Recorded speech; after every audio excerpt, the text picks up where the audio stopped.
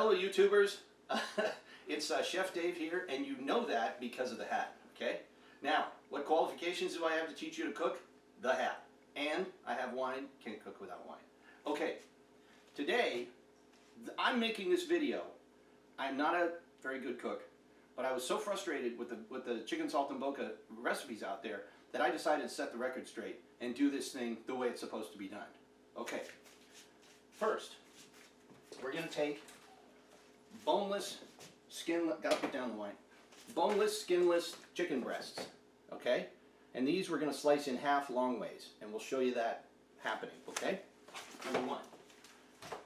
Number two, we are going to take prosciutto.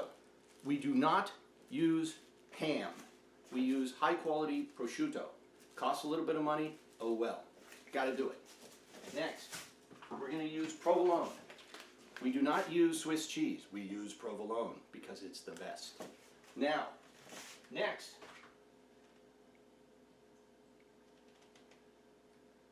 where is the sage? In the refrigerator. Next, we are going to use sage.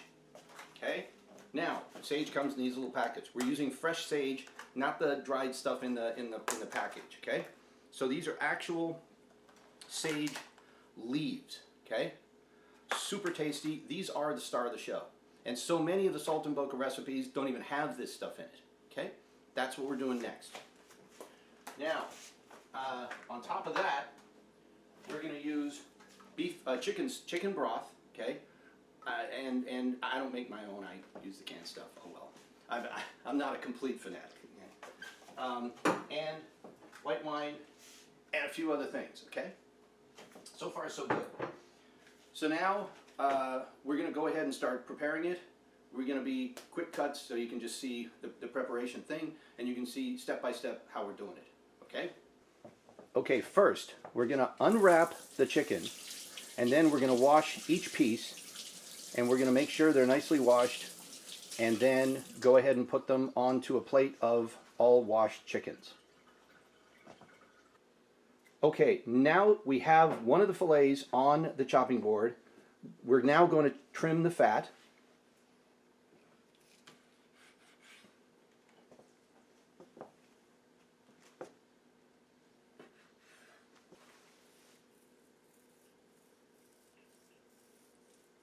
Now the reason we're chopping it lengthwise like this is so that the pieces are thinner. Okay? Now we're going to show you that we got two fillets out of that are thinner. Now we've made them thinner, they're easier to eat, but we're going to now pound them so they're even more tender. Stop! Hammer time! Harder.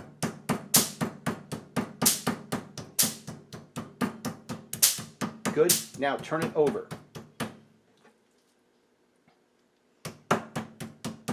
Nice. Done. Now do the other one. Okay, so now we're going to assemble the roll, okay? First, we got our sage right there. Next, we got our provolone ready. Provolone ready. And prosciutto. Awesome. And we've got our chicken breast that's already halved and pounded. Okay, now, first thing we're going to do is we're going to go and wash the sage. Okay, now we're going to go ahead and place the sage first. And I like to use 3 sage leaves, because I love sage. And when you have this dish, you'll know why I love sage. I didn't love sage before this dish, but boy, I love it now. Then we're going to go ahead and throw some provolone on. However, the provolone is too wide when you get it. It's actually round, and it's too wide. So we're going to actually tear it in half. And we're going to tear the thing in half, and you'll see how it's a perfect fit when it's in half, okay? No, only one, only one. Otherwise, too much cheese. Okay, good.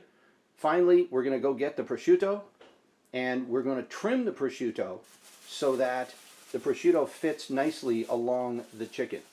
Now, each prosciutto should be individually wrapped like that. Now, go ahead and put it on, and I think we're going to have a good fit. I think that's going to be a lovely fit. I'm happy with that. Okay, now we're going to go ahead and roll this up and then put the toothpicks through it. And it's so tender, it's almost hard to roll. That's a good thing. Okay, good. Okay, and we're going to put the toothpicks through at as high an angle as we can. Okay, and so that they go all the way through. Because if you put them straight through, they'll stick up, right? There's not enough. The toothpicks are longer. That's a good angle. And see how much that's stuck up. Okay, good. So I usually put like 3 toothpicks in them. The next thing we're going to do is we're going to move it over to the flour bath that we had, and we don't flour the whole thing. We don't flour the chicken fillet or anything. We wait until they're rolled and then we flour them. Okay, and remember the flour has salt and the pepper in it. It's good to go. Yeah, and it's good to get the ends like that also. That was a good move. Okay, and then throw it on a plate with all the rest of the finished rolls that have already been rolled and have already been floured. Okay, so right now you notice that we have the finished Saltimbocca here, all ahead and floured. Now you'll notice that my beautiful and helpful assistant is already putting in some butter and some olive oil. Now butter and olive oil are kind of a magical combination. Olive oil tends to break down at low temperatures. Butter can withstand high temperatures, but when you put the two of them together, they kind of keep each other in line. So olive oil and butter are the Bobbsey twins. You know, one without the other is not so good, but the two together tend to keep each other on the rails, which is a great thing. So go ahead and mix that around, turn up the heat. Now remember, the goal here is that we're going to brown the Saltimbocca, and we're going to put it onto a fairly hot skillet. And so what's happening now is we're heating it up, because you do not want to put it onto a cold skillet. You kind of want to sear it and seal in the flavors. Now remember, later we're going to put it in the pan and we're going to cook it in the oven down below, right? Down below in there later. So we're not really cooking it at this point. All we're doing is browning it and searing it to seal in the juices. Okay, that's the exercise at this immediate moment. So you're going to watch us do that, and we're going to take all of this Saltimbocca, and I think it'll fit. I've been wrong before, but I think it'll fit. We'll find out. And we can see that the stuff is sizzling, right? We're good enough. Now, let's go ahead and take one of the Saltimboccas and throw it in. Okay, didn't sizzle enough, make it hotter. Well, we'll wait a minute and get it hotter, okay? It was supposed to sizzle more than that. Remember, we're trying to sear the juices in. You don't want to just warm the Saltimbocca, you want to sear it and keep all the juices in. I think we're okay. Go ahead and put another one on. And remember, we got to fit them all in there, so pack them in. Good, starting to sizzle. Okay, stay out of the way of the camera so that people can see if you can. Beautiful. You think they're all going to fit? I think they're going to fit. They're gonna fit. That was a nice sizzle. I like that. Beautiful. Now, how many did we put in there? Count them off. How many did we put in? 1, 2, 3, 4, 5, 6, 7, 8, 9. Okay, so 9 fit in that size. That's an all-clad, I don't know what that is, about a 14-inch skillet. But so 9 fit in there. Okay, so we're going to cook them for a little bit, and this is the pan that we're going to ultimately cook them in the oven when we crank them in the oven and put them in there for quite a while. Okay, so we're going to do this, and then shortly we're going to turn all of them and put them and cook all sides of them to get them all browned. Okay. Nope.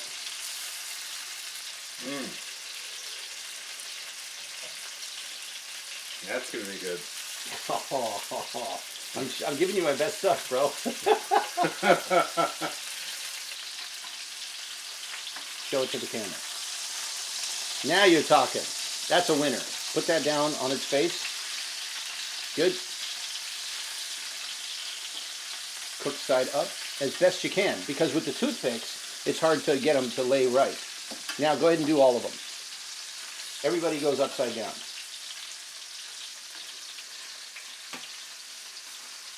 But as an Italian, you better be able to cook, because otherwise you ain't an Italian. Beautiful. I'm a like it very much. Like? See. So when all this is done, we're going to drown it in white wine and garlic and chicken stock, 50-50. Now I'm going to turn on the oven. Okay, let's go ahead and check underneath one. Pull one up. No.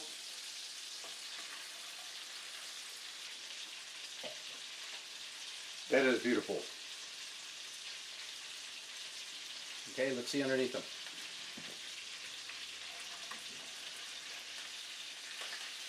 Now, by the way, while this is cooking, a little food safety topic. As we know, chicken is the food you have to be the most careful of. Whenever you use utensils, you gotta wash them. Whenever you touch the chicken, you have to wash your hands. Any packaging, you should throw it away as quickly as possible. And anything that comes into contact with the chicken, you should be careful of. Other foods, vegetables and even beef are not nearly as prone to carrying pathogens and salmonella and all kinds of other bad stuff. Now, obviously, when we cook it like this and when we're roasting it for hours, nothing bad is going to survive. Chicken is the one that'll get you. Okay? Yeah, a little bit more, but we're about there. And then I'm going to say let's throw them on their edge if you can. Throw them on one of the edges and see if we can brown them all the way around. We don't want to go too far, remember, because we're not really cooking it. We're just browning it. So see if you can stand it up on edge like that. Yeah, you're doing good.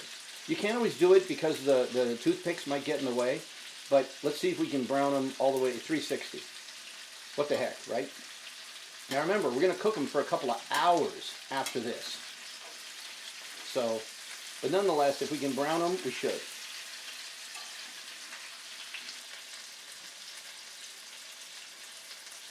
Okay, now let's go ahead and turn them on the other edge and see if we can turn them again and get all the edges covered.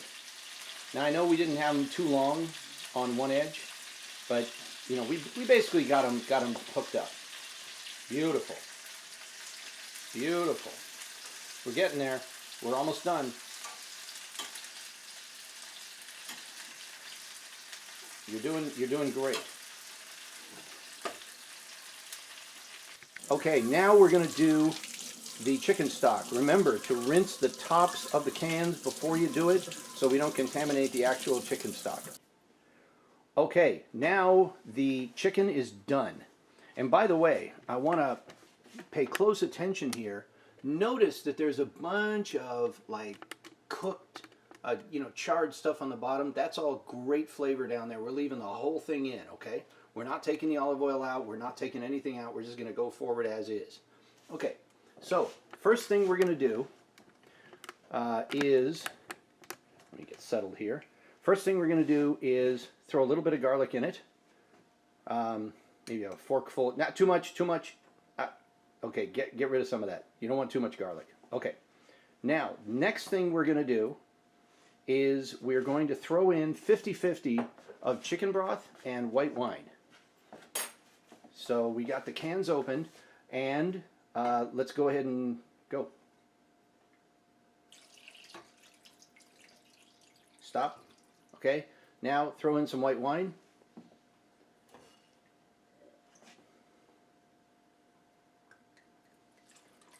And what we're trying to do is we're trying to fill this up to kind of all the way. Because what's going to happen is, yeah, I think we're good. Now let's throw in some more chicken stock. Now we want to get it as high up as we can, but we don't want it to become unmanageable where we spill it, okay? Remember, we're headed for the oven with this, okay? And I think we can put some more in. But, there's a point where, when you take it out of the oven, it's going to be 300 degrees of metal. And you're not going to want to be spilling it. So you're not going to, I think that that's fine. Now notice that the chicken is almost submerged. Now the point here is that, you know, chicken tends to get dry when it's moist inside and dry outside. Osmosis says the moisture is going to try to create stability, homeostasis, where, you know, the moistures are at equivalent value. By creating moisture outside and moisture inside, nobody's traveling. The moisture stays in the chicken. So we're actually creating a situation where the moisture doesn't want to travel out of the chicken. It stays in the chicken because all there is moisture outside. There's nothing pulling the moisture out. Okay, next thing we're going to do is we're going to heat up the oven, and we're going to heat it up to 350 degrees, and we are going to, which we've already done. And notice also, I want to point out one thing that's super cool about this pan, and if you have one, it's a great thing. Notice that this has an actual handle on it that allows you to use both hands, because this is a pretty heavy pan. I mean, this is going to be a good 25 pounds of liquid and chicken. Anyway, next thing we're going to do is we're going to throw it into the oven at 350, and we're going to do it for 2.5 hours. Okay, what that does is that just progressively tenderizes the chicken, and it does all that good stuff. Okay, now that we have finished cooking, or should I say browning, the saltimbocca, and we have added the chicken stock, the garlic, and the white wine, we're now going to stick it into our oven that we have preheated to 350. So here we go.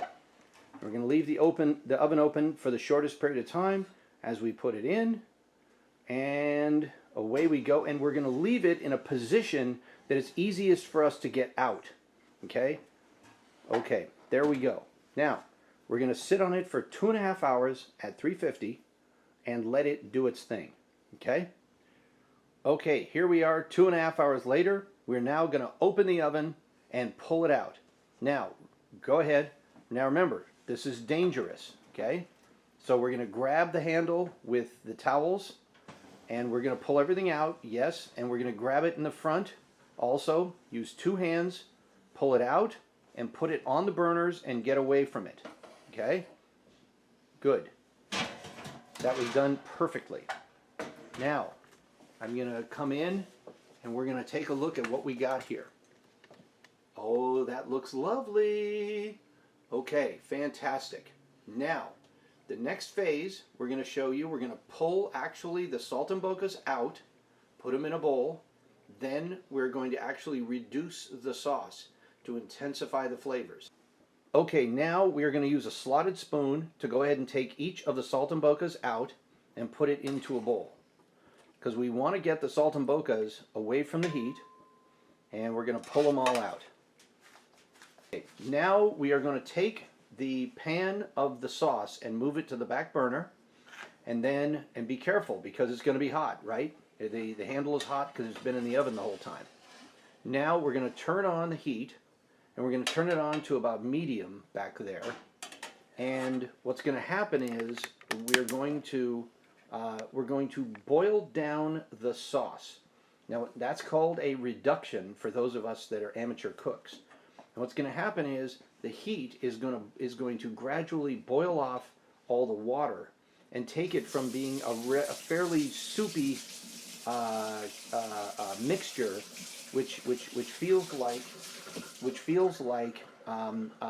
which is runny, right? It's basically the chicken stock and the white wine.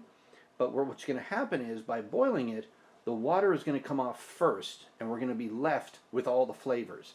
So we're going to boil that down to maybe half or less of the volume of fluid that we have now, and that is going to come down to a fairly thick sauce, and we're not going to stop until we get a fairly thick sauce. Also, if you don't have enough left, feel free to bump it up with a little more wine, a little more of the chicken stock, because you want a lot of that lovely flavor. But understand, remember, we didn't scrape the bottom, so all the good stuff that was on the bottom when we were cooking the chicken are still there. The butter is still there.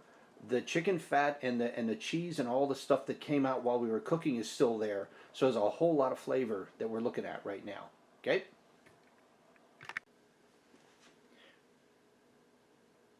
Okay, we rejoin our heroes about 15 minutes later.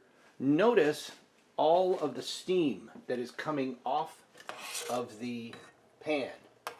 I mean, but notice it's still a little bit runny. It's not a thick sauce yet. Now, eventually, we're going to throw some flour in there, but we do want to reduce all of the water out of it. So we're getting a tremendous amount of steam coming off, and we have for the last 15 minutes. We're down to about, I would say, a third of the volume fluid that we started out with. And that just intensifies the flavors. So that's all good. But we're going to keep going because we're not there yet.